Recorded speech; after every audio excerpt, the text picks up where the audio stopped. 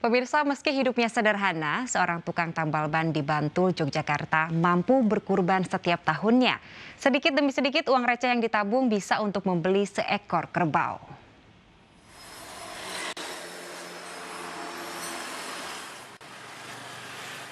Dengan niat yang tulus dan tekad kuat, seorang tukang tambal ban bernama Dalyanto, warga Banguntapan, Bantul, Yogyakarta ini mampu berkurban setiap tahunnya. Meski hidup sederhana, tak membuatnya kesulitan untuk menabung, membeli seekor kerbau untuk Hari Raya Idul Adha. Setiap harinya, Dalyanto menyisihkan uang receh dari hasil usaha tambal ban dan isi angin. Uang receh tersebut dikumpulkan di sebuah toples bekas tempat roti. Setelah uangnya terkumpul, Dalyanto kemudian membeli seekor kerbau seharga Rp2.250.000 di Masjid Pondok Pesantren dekat tempat tinggalnya. Hasil dari saya menyisihkan orang ngisi angin dan nambal ban itu saya sisihkan, kemudian uang receh-receh itu saya pakai buat bayar kurban itu. Setiap tahun memang dia itu selalu kurban di sini di pondok itu selalu kalau bayar itu pakai uang celengan. Jadi dia nyisihin setiap harinya kira-kira ya 10 sampai 12 ribu lah untuk nyisihin buat kurban itu setiap tahun. Nah, tahun ini juga begitu, bayar pakai receh-recehan itu logam-logaman 500-an, 1000-an sama. Bagi Dalyanto, berkurban di Hari Raya Idul Adha bukanlah pengalaman pertamanya.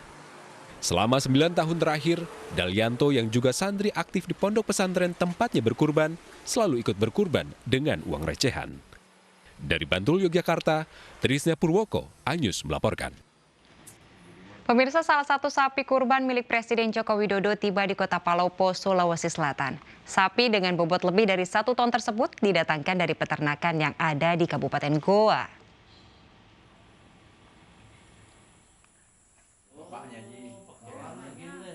Sapi kurban milik Presiden Joko Widodo tiba di Kota Palopo, Sulawesi Selatan, Sabtu kemarin. Saat dibeli Presiden dari peternakan warga yang ada di Desa Bontolangkasa Selatan, Kecamatan Bontonopo, Kabupaten Goa. Sapi jenis limosin dengan berat sekitar 1 ton ini akan disembelih di Masjid Agung Luwu Palopo pada Hari Raya Idul Adha nanti. Daging sapi akan dibagikan kepada warga, khususnya bagi yang kurang mampu. Petugas menjaga dan memeriksa kesehatan sapi sebelum dikurbankan demi memastikan kelayakan daging untuk dikonsumsi warga.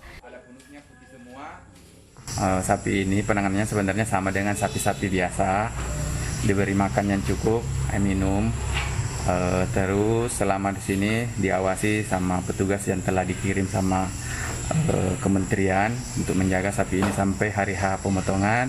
Di samping itu saya sebagai dokter hewan di Kota Palopo mengawasi untuk melihat kesehatannya. Tradisi kurban sapi Presiden sudah dilakukan setiap tahunnya. Untuk wilayah Sulawesi Selatan, Presiden RI melakukan kurban di Kota Palopo. Dari Kota Palopo, Sulawesi Selatan, Nasruddin Rubak, iNews melaporkan. Pemirsa, selama ibadah haji 2021, pemerintah Arab Saudi rutin membersihkan Masjidil Haram. Puluhan pekerja dikerahkan untuk membersihkan lantai Ka'bah.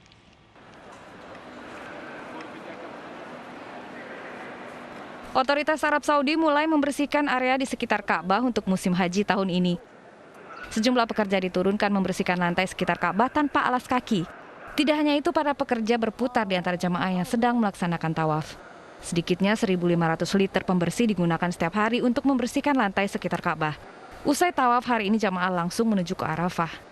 Pada tahun ini jamaah haji diperkirakan sebanyak 60.000 orang dari 150 negara di dunia.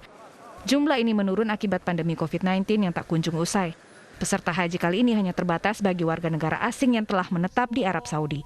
Selama berbulan-bulan lamanya, pemerintah Arab Saudi menutup perbatasan untuk mencegah penyebaran virus corona. Sejak awal pandemi merebak, Kerajaan Arab Saudi melaporkan kasus positif sebanyak 462.000 lebih dengan angka kematian sebanyak 7.500 kasus.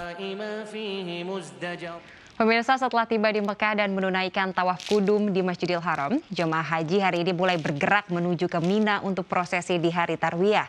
Pihak berwenang di Arab Saudi pun telah selesai melakukan segala persiapan termasuk tenda-tenda di Mina. Setelah tiba di Mekah dan menunaikan tawaf kudum di Masjidil Haram, jemaah haji hari ini mulai bergerak menuju ke Mina untuk prosesi di hari Tarwiyah. Kemudian dari Mina, jamaah haji akan ke Padang Arafah dan wukuf di Arafah pada Senin besok. Dari Mina menuju Arafah jaraknya sekitar 10 km. Wukuf di Arafah ini merupakan rukun haji yang paling penting atau menandai puncak ibadah haji. Malamnya jamaah haji akan diantar ke Musdalifah.